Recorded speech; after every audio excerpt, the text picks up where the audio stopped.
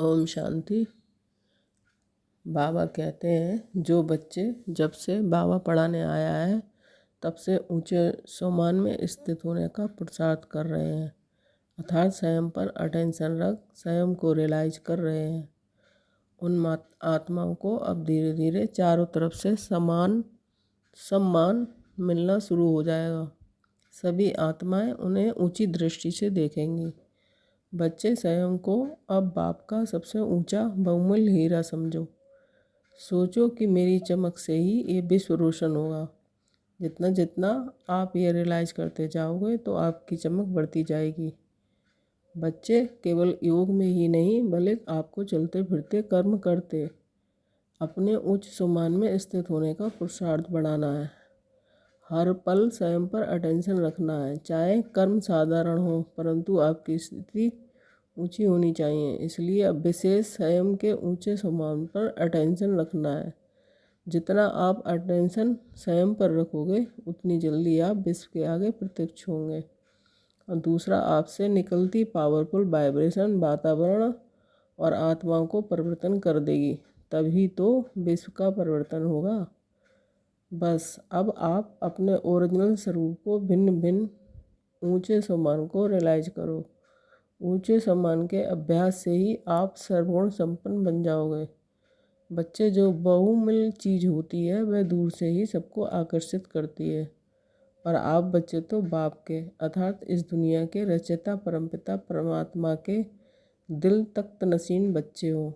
तो बताओ आपका आकर्षण अन्य आत्माओं से कैसे न होगा। बस आप भी बाप को अपने दिल में बसा लो।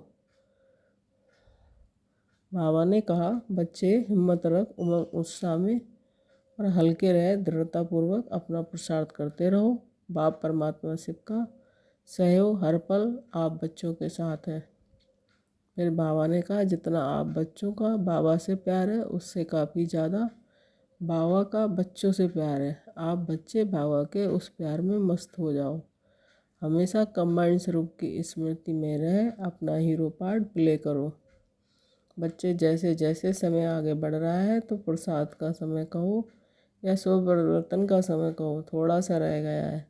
इसलिए जबकि ये समय स्व परिवर्तन का है तो कोई भी पुराना स्वभाव संस्कार संकल्प में आता है तो उसे संकल्पों द्वारा ही बाबा को समर्पण कर दो, भस्म कर दो।